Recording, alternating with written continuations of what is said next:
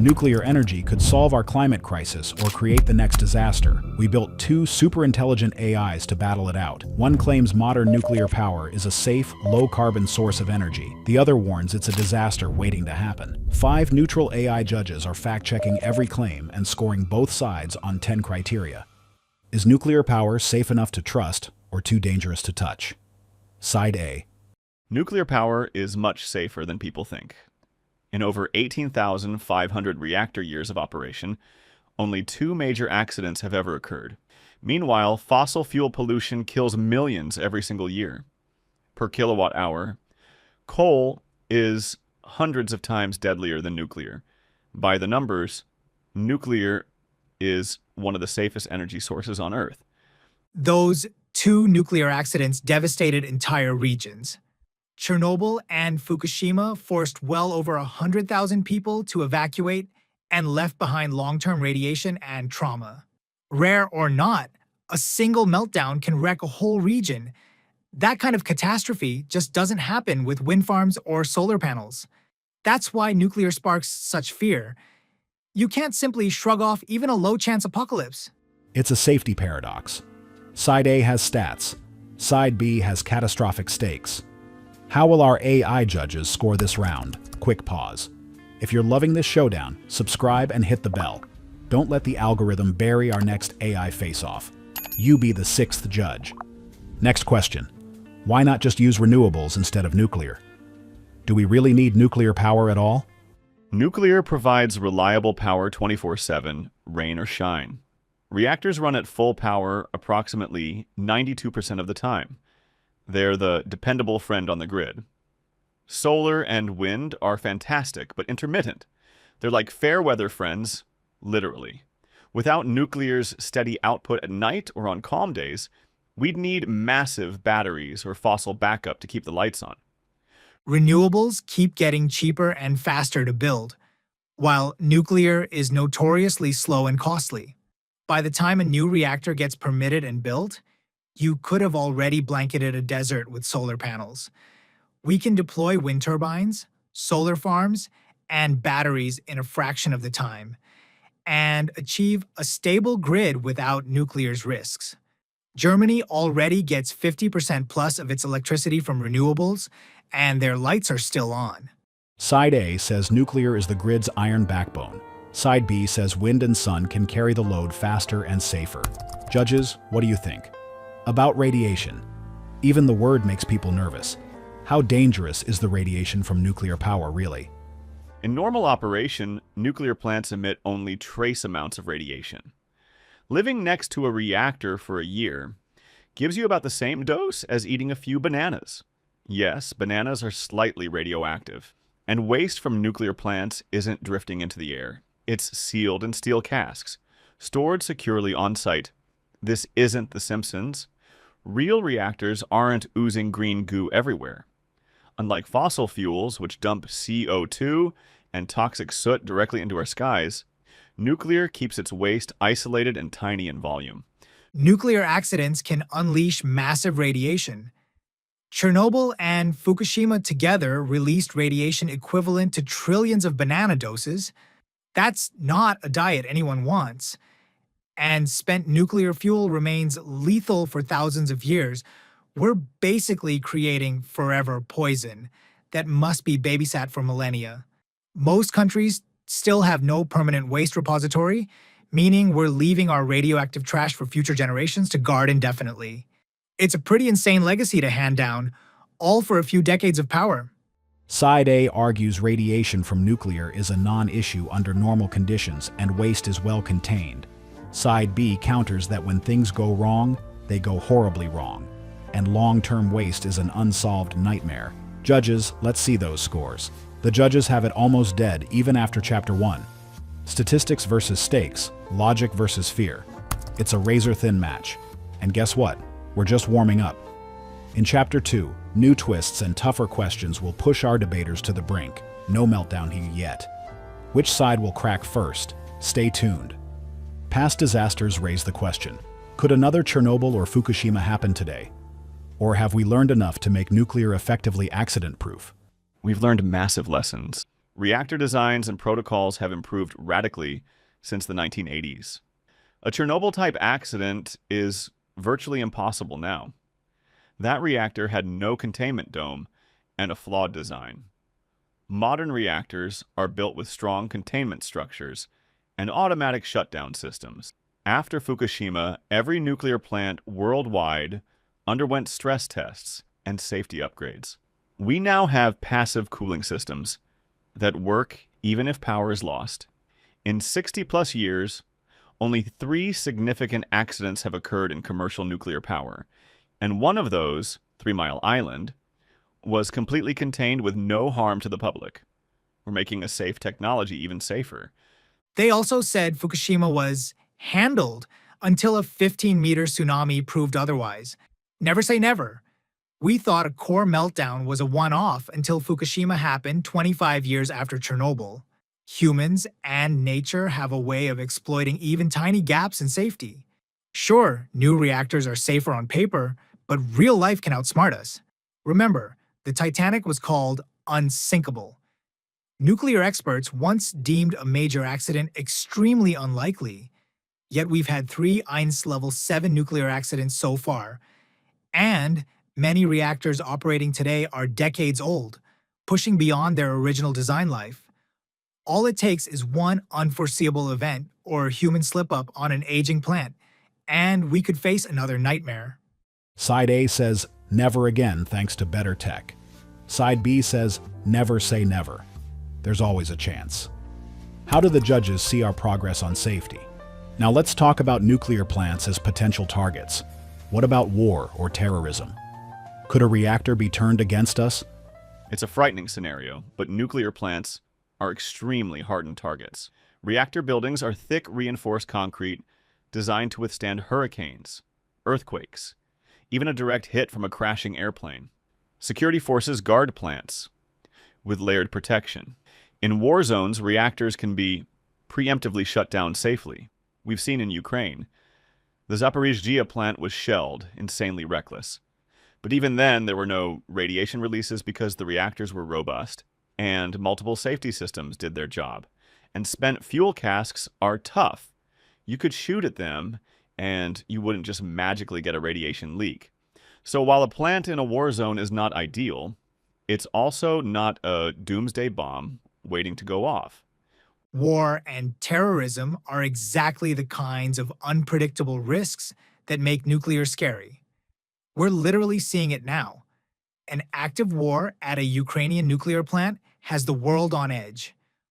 One stray shell, one fire in the wrong place, and we could have a regional catastrophe. Reactors aren't designed for combat conditions. And consider terrorism. A well-planned attack or an insider sabotaging systems could potentially overcome those thick walls and multiple backups. Even just the fear of attack can sow chaos. Plus, nuclear plants and waste sites make tempting targets.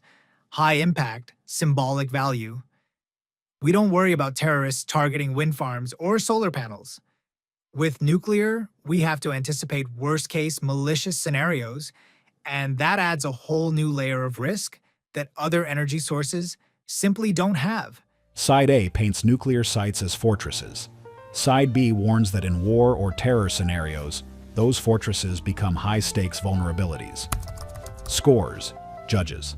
Finally, let's talk human factors and trust. Is the human element a ticking time bomb? Or has the nuclear industry proven it can operate error-free? The nuclear industry has one of the strongest safety cultures of any industry. It has to. Every reactor operator goes through years of intensive training and constant evaluation.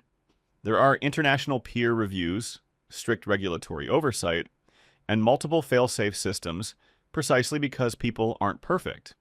When minor incidents occur, they're reported and shared globally, so everyone learns. 3 Mile Island demonstrated that even with human error, a meltdown was contained by the plant's design features. And that was in 1979. Today's reactors are even more forgiving of mistakes.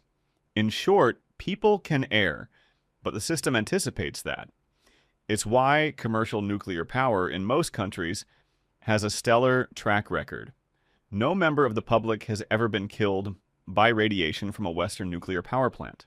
Transparency, redundancy, and rigorous checks ensure no single oops can easily cause a disaster. Human error is exactly why we should never get too comfortable. Yes, operators train hard. Chernobyl happened largely due to operator mistakes and a weak safety culture. Fukushima's inquiry found that the plant owner had overlooked known risks and wasn't prepared, a very human failing. There have been whistleblowers reporting corner cutting, falsified safety documents, you name it. Not every country's regulators are strict, and even in those that are, people can become complacent. And during an emergency, humans under extreme pressure can make panicked decisions. The sobering truth: to avoid disaster, every link in the chain has to work correctly all the time for decades. That is an almost impossible standard. Eventually, a human or organizational slip will happen somewhere. We hope it's small and caught in time, but hope isn't a strategy when the stakes include entire cities. Side A says the nuclear field has built-in buffers against human oopsies. Side B says humans will be human, and that's a permanent wild card. Let's see the verdict from our AI referees. Can you believe it? We're essentially neck and neck halfway through the debate. Chapter 2 threw war games and human error into the mix, yet the score gap is microscopic. How will our debaters tackle the next challenges? Chapter 3 is coming up. Don't go anywhere. This is only getting more intense. Let's talk money and time. Is nuclear power worth the cost? Or is it an economic black hole compared to other energy options? It's true, nuclear plants are expensive to build up front. But once they're running, they produce large amounts of electricity for decades, at a stable, low cost. Think of it like buying a fleet of airplanes. Huge investment, but then you get steady service for 60+ years. Over a plant's lifetime, the reliability and high output can actually make it competitive. France proved this. They built a nuclear fleet in the 1970s/80s and have enjoyed relatively cheaper, stable electricity prices for years. Also, we're not sitting still on costs. New small modular reactors, SMRs, aim to be factory produced, which could cut construction times and costs. And don't forget, nuclear provides jobs and energy security domestically. You're not dependent on importing fuel or the volatile prices of fossil fuels. So yes, it's a hefty investment, but one that can pay back with decades of clean power. The economic reality has been brutal. Nuclear is by far the most expensive way to generate new electricity in many markets. We've seen project after project blow past budgets by billions and finish years behind schedule. The UK's Hinkley Point C reactor is projected to cost over $25 billion and still isn't finished. Finland's Olkiluoto 3 took about 17 years to come online. Meanwhile, wind and solar costs plummeted approximately 90% in the last decade, and they can be built in a matter of months, not decades. Even factoring in storage and grid updates, renewables often come out cheaper per kilowatt hour now. Every dollar sunk into an over-budget reactor is a dollar not spent deploying cleaner, faster solutions. And those promise cheaper modular reactors. They're unproven. They could easily face delays and overruns too. Betting on nuclear is like funding the slowest, most expensive horse in the race when speed is exactly what we need to tackle climate change. Side A says the high upfront cost buys you long-term value and stability. Side B says nuclear's track record is burning money and time compared to renewable leaps. Judges, what's the economic verdict so far? Next up, climate urgency. Can nuclear scale up fast enough to help meet our carbon reduction deadlines, or will it arrive too late? We're in a climate crisis. We need every tool in the toolbox. Nuclear is one of the few proven ways to generate huge amounts of electricity with near zero carbon emissions. Countries like China are currently building dozens of reactors as part of their clean energy push. If we commit, we can replicate what France did. They went approximately 80% nuclear in about 2 decades. dramatically cutting their power sector emissions. Nuclear provides the always-on power that complements intermittent renewables. And that's crucial for a fully decarbonized grid. You can't run a modern economy on 100% wind and solar without some firm backup. Many experts and the IPCC say achieving global net zero by mid-century will be much harder without nuclear in the mix.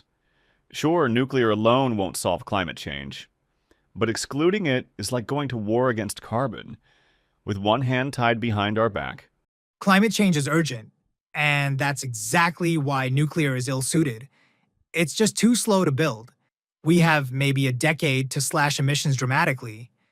We can install solar farms and wind turbines in a year or two, but a new nuclear plant can easily take 10 to 15 years from planning to operation. By the time today's proposed reactors actually deliver power, it'll be 2035 or 2040, far too late for the 2030 targets scientists tell us we must hit. Meanwhile, those billions could have deployed a massive amount of renewables right now. The fastest path to cutting carbon in the next 5 to 10 years is a rapid renewable rollout, not betting on reactors that won't help until the 2030s. We can't pin our hopes on a few expensive nuclear projects saving us from climate change, not when cheaper, faster alternatives are ready today. Side A argues nuclear is essential for deep decarbonization. Side B argues it simply can't ramp up in time to meet near-term climate goals. Judges, time to score the climate argument. Finally, let's compare the broader environmental footprint, which is greener overall, nuclear or renewables. Think land use, resources, and waste. Nuclear energy is incredibly energy dense. A single uranium fuel pellet, the size of your fingertip, produces as much energy as a ton of coal. Talk about efficient. This means a nuclear plant occupies a relatively small land area, yet powers millions of homes. Meanwhile, to get the same energy output from solar or wind, you need huge swaths of panels or turbines. Nuclear's material footprint, steel, concrete per unit of electricity, is actually comparable to, or even lower than, that of renewables, because each plant produces so much power. Yes, mining uranium has impacts, but so does mining rare earths and metals for solar panels, wind turbine magnets, and batteries. The difference is, nuclear concentrates its waste, and we contain it, whereas solar panels and turbine blades eventually become e-waste that can end up in landfills. In terms of wildlife and land, a nuclear facility's footprint is tiny, while sprawling wind farms or solar arrays require far more land and can affect local ecosystems. So if we're talking green, nuclear's small land use and contained waste are a big point in its favor. Let's not pretend nuclear is some eco-panacea. The front end of the nuclear fuel cycle, mining and milling uranium, can devastate local environments and communities. Just ask the Navajo Nation about the legacy of uranium mining. Building reactors also gobbles up enormous amounts of concrete and steel, which means significant carbon emissions and resource use before a watt of power is produced. Yes, wind and solar need more land area, but that land, like deserts, plains, offshore, or even rooftops, isn't rendered dangerous for thousands of years. And renewable hardware, while not waste-free, is largely recyclable or replaceable with manageable effort. Old solar panels and turbine blades are increasingly being recycled as the industry matures. Nuclear waste, on the other hand, stays deadly and must be isolated from the environment essentially forever. Plus, decommissioning a single old reactor produces thousands of tons of radioactive scrap and materials that need disposal. And sure, wind turbines might kill some birds. Climate change, which a fast renewable build-out helps prevent, threatens far more wildlife on a much bigger scale. The bottom line, nuclear's tiny footprint claim ignores the full life cycle and long-term burdens. Renewables, despite manufacturing impacts, don't leave us with eternal toxic waste or no-go zones. For overall planetary health, I'd call that a win for renewables. Side A touts nuclear's dense energy and small land needs as eco-advantages. Side B points out nuclear's hidden environmental costs and long-lived waste. Judges, let's see those scores for our green showdown. The pendulum swings back and forth. After 3 chapters, the score is still razor close. It's anyone's game as we head into the final stretch. Chapter 4 will crank up the heat even more, including the debate's most explosive questions yet. Don't blink now. The nuclear weapons question looms large. Does expanding nuclear energy increase the risk of nuclear weapons proliferation? Or can we keep bombs and reactors separate? Civil nuclear programs and nuclear weapons are very different beasts, and we have international safeguards to keep them separate. The vast majority of countries with nuclear energy have never developed nukes. For example, over 30 nations use nuclear power, but only 9 have nuclear weapons. And those 9 pursued bombs via dedicated military projects, not power reactors. The IAEA conducts regular inspections tracking nuclear materials to prevent diversion. In fact, it's a non-proliferation success story. In the 1960s, experts predicted there would be 30-plus nuclear-armed states by the year 2000, but the Nuclear Non-Proliferation Treaty, NPT, and safeguards kept that number under 10, so more nuclear power doesn't automatically mean more nuclear weapons, as long as we maintain vigilant international oversight and diplomacy. Let's be real. Spreading nuclear technology does spread the tools and knowledge to make bombs. It's no coincidence that India and Pakistan developed nuclear weapons after first building peaceful reactors. India even used reactor plutonium for its 1974 test. If dozens more countries get the infrastructure to enrich uranium or reprocess fuel, even if they say it's for civilian use, the line between energy and weapons blurs. Not every regime will be stable or trustworthy forever. All it takes is one government's shift, or secret effort, and a civilian program could turn military. And while treaties and inspectors are good, they rely on cooperation. A country can kick out inspectors or quit the NPT. We saw it with North Korea. The more nuclear material and know-how spread around the world, the greater the chance that some of it winds up in a weapon or the wrong hands. It's a numbers game. Proliferation risk grows with each new reactor, especially in volatile regions. Side A trusts international safeguards to keep the peace. Side B warns that more reactors mean more avenues to a bomb. Judges, how do they score the proliferation puzzle? Speaking of wrong hands, what about terrorists or rogue actors obtaining nuclear materials? Is that a realistic threat or just a Hollywood movie plot? The nightmare scenario of terrorists building a nuclear weapon from stolen reactor fuel is extremely far-fetched. Power reactors use low-enriched uranium, not bomb-grade material, and it would require massive high-tech enrichment to weaponize. Not exactly something you can steal and use overnight. And spent fuel is incredibly radioactive and physically hot. Not easy to handle or transport without specialized equipment. Good luck putting that in a briefcase. Plus, nuclear facilities are guarded like fortresses with armed security and surveillance. Could someone make a dirty bomb with some radioactive material? Possibly, but that would be more a tool of fear than mass casualty. It wouldn't be a nuclear explosion, just contamination that causes panic. Even so, countries are working to secure even those materials. For instance, old medical isotopes and such are being rounded up and protected. We shouldn't be complacent. But the nuclear energy industry and governments are very aware of these threats and have tight security and intelligence measures in place. It's not easy for bad guys to misuse nuclear material. Terrorists don't need to enrich uranium to cause chaos.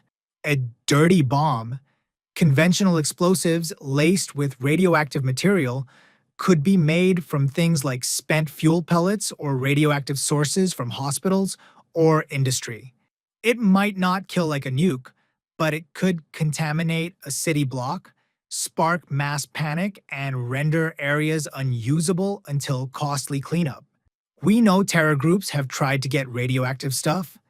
There have been foiled smuggling attempts, and sabotage is a real worry too. An insider at a plant could disable safety systems and cause a meltdown-like event. While it's true these scenarios are difficult to pull off, the consequences are so high that even one success is too many. Security is only as strong as its weakest link, and we have to be lucky 100% of the time, whereas a bad actor only needs to be lucky once. As long as nuclear materials exist, so does the risk of malicious use. It's not just a Hollywood script. It's a low-probability, high-impact threat that we have to take seriously. Side A argues that nuclear materials are very secure and hard to misuse. Side B reminds us that even a small amount in the wrong hands could sow terror. Let's see the judges' take on this security issue. Big picture time. Does nuclear power ultimately make the world safer or more dangerous? We've heard facts and fears. Now one last perspective from each side. Nuclear power, managed responsibly, can make the world safer and better. It fights climate change by dramatically cutting greenhouse emissions, and climate chaos is a huge security threat in itself. It provides energy independence. Countries can keep the lights on without vying for oil and gas, which can mean fewer resource wars and less geopolitical blackmail. There's also a legacy of international cooperation. Nations share nuclear tech and safety practices under global oversight, which builds trust and communication. Think of programs where former adversaries work together on reactor safety, peace building. And looking ahead, if we develop next-gen reactors or even fusion, we unlock virtually limitless clean energy. That kind of abundance could alleviate resource scarcity and raise living standards worldwide, reducing the seeds of conflict. In sum, nuclear energy, paired with strong governance, is a force for stability, prosperity, and yes, safety. Nuclear power will always cast a long shadow of risk over humanity. Yes, it offers clean energy and can displace fossil fuels, but it also means every nation with reactors lives with the worry of catastrophic accidents or being a target in war. We've essentially traded one problem, carbon emissions, for another set of existential risks. Imagine a world powered 100% by renewables, no meltdowns, no radioactive waste, no secret bomb programs, just clean energy without the sword of Damocles dangling above. In a world already grappling with pandemics, climate disasters, and social upheaval, adding permanent nuclear anxiety into the mix makes us more fragile. We can and should aim for energy solutions that don't carry the risk of rendering entire regions uninhabitable. Ultimately, moving away from nuclear energy and its burdens could make the world not only greener, but also more peaceful and secure. Sometimes the safer path is to sidestep the danger entirely. Both sides have made passionate final cases, one looking to hope and innovation, the other urging caution and simplicity. Let's freeze the debate and get our final scores. And with that, the judge's final verdict is in. By the slimmest margin, Side B takes the win. The debate doesn't end here. What do you think? Sound off in the comments and subscribe and ring that bell for our next AI face-off. The future of this debate is in your hands. See you next time.